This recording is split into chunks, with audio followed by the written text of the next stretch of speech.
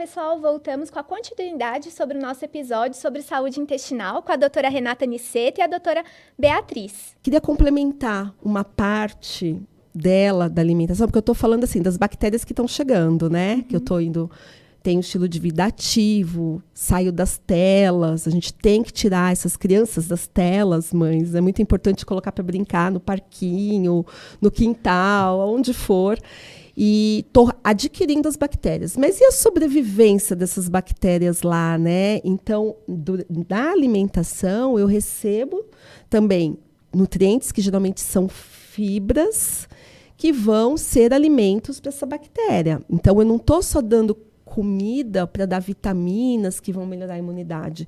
Eu estou também me alimentando, dando o alimento para o meu filho com substâncias que vão ajudar essa bactéria sobreviver. Porque às vezes a gente não tem essa noção desse mecanismo vivo, né?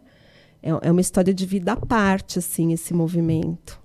E tudo já começa lá no leite materno, né, doutora? A gente está falando muito de alimentação, mas lembrar que é no primeiro alimento que tudo isso já Exatamente. começa. O leite materno, ele tem o que a gente chama um nome grande, gente, mas eu vou tentar traduzir para vocês. Os oligosacarídeos do leite materno, que são fatores bioativos, aqueles que eu falei, que têm atividade biológica. Então, vamos abrir a caixinha assim da mente, não pensar só naquilo que a gente conhece, né? Vitamina C, D, tal. Vamos pensar em coisas novas, porque isso está chegando para a gente o tempo todo. E o que é esse oligosacarídeo? Eu como ele sim, o leite materno é rico, a gente tem cerca de 200 tipos ou mais de oligosacarídeos no leite materno, que são carboidratos pequenos, simples e que não são digeridos quando a criança mama, através do leite materno, a mãe consome, eles ficam íntegros. E eles são, na realidade, além de alimento para essas bactérias, você vai pensar assim, eles comem essas fibras que não são digeridas, não são solúveis. Então, elas ficam lá íntegras e essa bactériazinha vai lá, come esse alimento e vai se replicando e sobrevivendo. Mas mais, quando eu comecei a ler sobre isso, o pulo do gato maior ainda, que não fica só nisso, de ser alimento para a bactéria. Então, ele é um soldado da imunidade, né? Super importante. Então, ele alimenta a bactéria que vai me defender. Ele também faz algumas artimanhas. Eu achei esse carboidrato muito gente boa, porque ele vai lá, ele, por exemplo, na parede do intestino, eu tenho as bactérias e eu tenho os receptores onde elas vão se ligar para ficar lá. E pode se ligar bactéria boa, bactéria ruim, né? Então, ele também se liga nessa região de maneira a proteger e fazer tipo uma barreira para que a bactéria ruim não vá lá e ocupe aquele espaço. Então, faz uma blindagem, né? Tem outras funções dele também, além de se ligar no receptor, se transformar, oligosacarídeo transformer, num receptor. Ele mimetiza o receptor da mucosa e aí engana a bactéria. Ela fala assim, opa, olha aqui é a parede, eu vou me ligar. Só que ela se ligou em quem? No carboidrato, e aí ele manda embora pelas fezes, elimina pelas fezes. Então, é um sistema, gente, leite materno, muito inteligente, né? Que a gente nunca vai entender como que todo esse processo, né? Completo. Mas a primeira vez que eu comecei a ler sobre isso, eu falei, caramba, olha como esse tal de oligosacarídeo é esperto. Sim, ele faz uma blindagem, é uma loucura isso aqui. Né? Então, a gente insiste, pessoal, nessa questão aí de aleitamento, de procurar sistemas que tenham uma nutrição aí equiparada com tudo isso, porque isso ajuda. E o que eu estou falando? Crianças menos doentes. Que acho que é o que mãe quer, né? Todo mundo quer, né? Sim. Então, o leite materno ele tem um papel importante, os oligosacarídeos vão contribuir, né, para a microbiota intestinal, mas nós sabemos também que a partir de 1 ano a criança já convive com a alimentação da família. E um ponto que geralmente as famílias comentam é que ali em torno dos 2 a 3 anos começa um período de seletividade alimentar. Então, ora a criança escolhe por um alimento, ora por outro. Então, doutora Beatriz, eu queria perguntar para a senhora como que em casa, também para quem está nos assistindo, como que poderia fazer aumentar a variedade de alimentos no dia a dia, para que a criança aceite e tenha uma alimentação variada, que, por sinal, vai contribuir para a microbiota intestinal. Natália, essa é uma das perguntas mais feitas pelos pais, né? Acho que o mais importante, assim, para a gente começar a falar disso é lembrar que é uma faixa etária ali a partir dos 2 anos de idade que a criança começa a ter predileções por tudo. Então ela começa a escolher a roupa que ela quer usar, às vezes ela fala, eu quero tênis amarelo. E todo mundo acha linda, ela tá usando todo dia aquele tênis amarelo. Só que isso não é visto como um problema, só que quando chega na alimentação, ela também passa a só querer o que ela prefere. E aí que vem, né, o problema. Então, eu gosto de mostrar isso porque é importante entender que é em tudo, não é só na comida que se está acontecendo. Faz parte do desenvolvimento dessa criança, da idade ali que ela tá passando. E eu acho que o mais importante é a gente lembrar que comer é sempre um ato aprendido. Então, a gente precisa ensinar a criança a comer. Ninguém nasce sabendo comer. A gente nasce sabendo sugar, mas comer não. E como faz parte, né? Tem fatores sociais, emocionais, o ambiente que ela está inserida. Como a doutora Renata também muito bem colocou, precisa ter o quê? Exemplos, precisa estar com outras crianças, precisa conviver com outras pessoas, né? Ir para a natureza e etc. E uma coisa importante, os pais precisam comer. Exato, exatamente. Eu ia chegar nessa parte. O exemplo tem o par, né? Isso. Que é, às vezes a criança não come em casa, mas come na escola. Porque ela tá num meio propício. Todos os amiguinhos sentados comendo aquele grupo de alimento e em casa não. Porque muitas vezes os pais não consomem. Precisam ser exemplos. Acho que o começo é assim, alimentação em casa, alimentação em família. É isso que eu ia perguntar. Então é importante aquele momento na mesa com a família para ser referência para a criança. E todo mundo, né, os alimentos estarem servidos para todo mundo, né? Não adianta eu querer falar pro meu filho que é importante ele comer a cenoura se só um da mesa tá comendo. Então a família também precisa tomar cuidado com as escolhas alimentares e ser esse exemplo, né? Tudo começa dentro de casa. Outras coisas, expor a criança ao alimento é muito importante. Então, assim, tem problema ela comer um bolo de cenoura? Não tem, mas o que a gente vê muitas vezes é que a criança nem sabe o que é uma cenoura. Então, levar a criança na feira, envolver ela nesse processo. Então, feiras, mercados, às vezes lavar. Filha, vem me ajudar a lavar o alface. Então, assim, por mais que às vezes ela faça um pouquinho de sujeira e vai fazer, mas ela precisa aprender que o ato de comer envolve tudo isso, o preparo, a compra e por aí vai.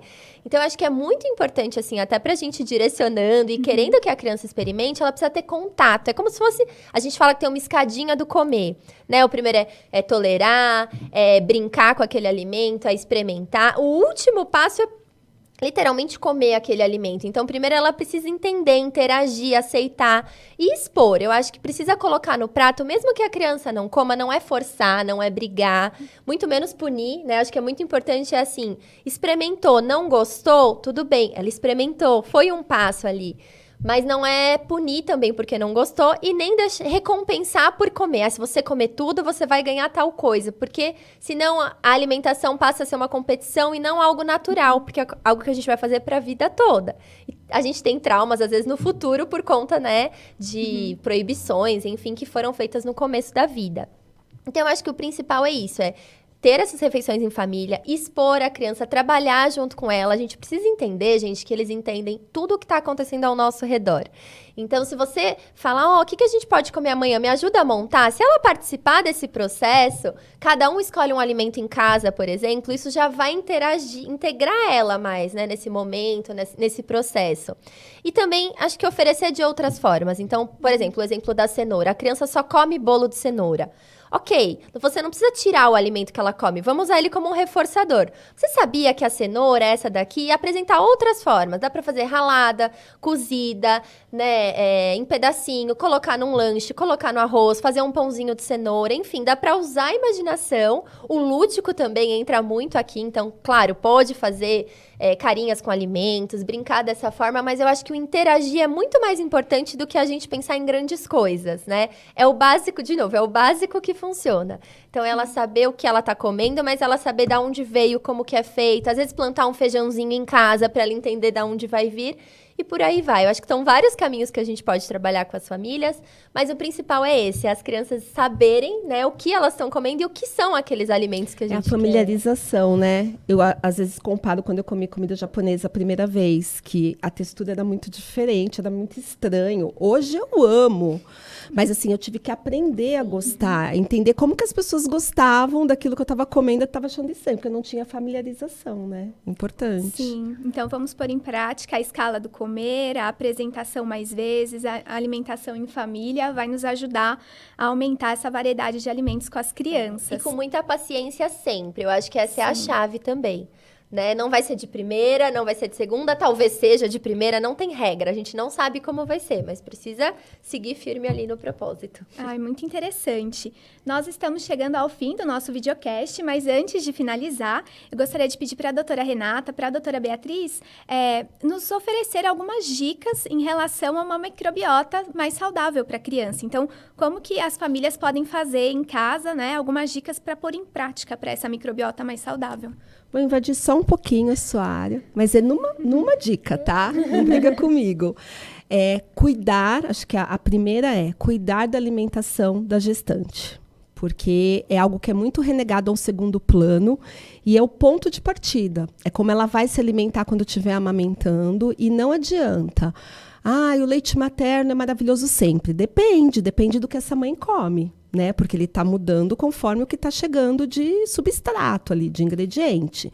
Então, vamos cuidar da alimentação da gestante, focando tudo isso que a gente colocou. Se você está gestante ou conhece alguma gestante, mostre esse vídeo para ela.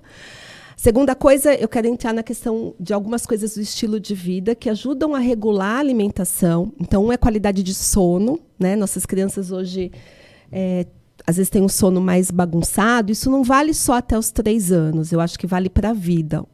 Durante o sono, acontecem praticamente quase que todos os processos hormonais, de regulação de fome e saciedade, de várias questões. Então, se eu não tenho um sono adequado, eu perco algumas regulações. E a chance de eu comer errado, puxando aqui para o nosso tema, e de outras coisas, complica, né? Então, qualidade de sono, a atividade física / o brincar na natureza, tanto para eu adquirir essas bactérias do bem, quanto para eu fazer uma autorregulação. A atividade física é outra coisa que autorregula a alimentação, sim. Quando a gente pratica algo regular, a gente tem uma preocupação maior e uma vontade maior de comer coisas mais saudáveis. Então, é importante, né? E o meu último recado tirem essas crianças da tela.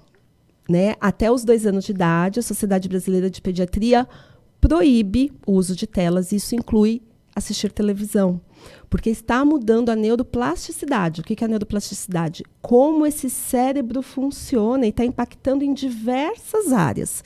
E tira o tempo de eu estar brincando, estar em contato com outras crianças. Então, prejudica a minha microbiota também indiretamente. A socialização, né? Assim, eu quis falar sobre isso para a gente fugir um pouco de só alimentação, porque a gente tem um impacto nas nossas escolhas de vida, no total, assim, né? Em como que eu vou conduzir isso. Acho que é isso. É um combo, né? Não dá pra gente ter uma alimentação perfeita sem ter um estilo de vida saudável, senão uma coisa não vai estar alinhada com a outra. E só complementando, acho que a gente já conversou bastante aqui, mas eu acho que a hidratação é algo muito importante, né? E aí, dicas, se você quer que seu filho beba água, beba junto com ele. Então, vai oferecer água pra ele, bebe junto, mostra, né? Igual, bebeu água, eu pego aqui a minha caneca, eu bebo Por falar nisso, né? Diz que quando alguém boceja, todo mundo boceja junto. É o tal do neurônio espelho. Acho que ela falou, beba água, eu bebi. É exatamente isso, a gente ser o exemplo, né? E lembrar de uma alimentação equilibrada. Então, é claro que nem eu, nem a doutora Renata, a gente não tá falando criem os seus filhos nas bolhas. Claro que não, né? Pelo contrário, vamos Tira da bolha. E assim, ele vai ter contato, sim, com alguns outros alimentos. E tá tudo bem, mas a gente precisa equilibrar. Então, ele tem que ter mais contato com alimentos saudáveis do que com outro tipo de alimento. Eu acho que essa é a palavra-chave, né? Não é focar só, não, ele só vai comer saudável, saudável, saudável. Ninguém consegue viver somente dessa forma. Então, eu acho que é esse equilíbrio. Então, oferecer fruta, oferecer legumes e não desistir. Oferece de um jeito, oferece de outro, que ele vai comer em algum momento, né? E a gente também, como adulto, se a gente é um adulto que não come, se eu sou uma mãe que eu não como, junto com meu filho eu vou aprendendo a comer, desde a gestação. Né? Isso é muito importante. Então, já descobriu que está gestante, já vamos começar a beber mais água, comer mais legumes, pelo menos 1 por dia, né? Vamos começar devagarinho, depois a gente vai aumentando. Mas eu acho que esse é o segredo, não é querer mudar tudo de uma vez, é aos poucos. Então, você muda o estilo de vida devagarinho, você muda a alimentação devagarinho, e quando você vê a família inteira já está num ambiente mais saudável, já está num estilo de vida mais adequado, e a microbiota, com certeza, também vai estar mais adequada. E aí você toca num ponto que é crucial, assim, porque se existe uma coisa muito difícil para o ser humano é criar novos hábitos, né? Por isso que eu, como pediatra, insisto que o hábito seja criado desde pequeno. Então, começa na gestação. Provavelmente essa mãe que come direitinho na gestação, no aleitamento, ela vai dar uma alimentação complementar de qualidade para o filho, porque ela já come assim, né? E quando a gente fala em mudança de hábito, se eu pego uma gestante, uma mãe que está agora promovendo aleitamento ou iniciando a introdução alimentar, e ela não tem esses hábitos comentados aqui, é um processo difícil. Então, essa questão de ser devagar e possível é muito importante. Então, eu não como nada de verdura nem de fruta, então eu vou comer 4 frutas no dia, salada no almoço e no jantar. Não vai, ela vai fazer isso 2, 3 dias e acabou. Porque vai ficar difícil, não é o hábito. Então, é exatamente isso. Comece devagar, coloque uma fruta no dia. Quando você vê que aquilo já está incorporado, você coloca mais. Então, é devagar e sempre. Porque determinar pequenas metas por dia. Assim. Isso, aquela história do fim do ano, que eu vou lá e faço minha listinha, pulo as ondinhas e falo, o ano que vem vai ser diferente. Não funciona. Quantas pessoas você viu cumprir aquilo na vida? Nem eu, nem ninguém. Então, tem que ser assim, começar devagar, lentamente, aí percebeu que aquilo já incorporou, acrescenta mais alguma coisa e vai dar super certo. Exatamente. Com a criança também é a mesma coisa, né? Se com o adulto a gente não consegue mudar de uma vez, imagina para a criança que é literalmente tudo novo, né? Então, também só, né, puxando para a criança, acho que vale tanto para a família quanto para a criança, é muito importante essa gradatividade, né? Sim. Doutora Renata, doutora Beatriz, muito obrigada por compartilhar o conhecimento de vocês conosco. Hoje nós pudemos aprender um pouco mais sobre a saúde intestinal das crianças e ver como é tão importante para a saúde da criança, para ter uma vida mais saudável. Lembre-se, as dicas não substituem uma consulta médica. Para ter orientações individualizadas, procure o seu profissional de saúde. Acompanhe outros temas no nosso site. Um forte abraço e até a próxima!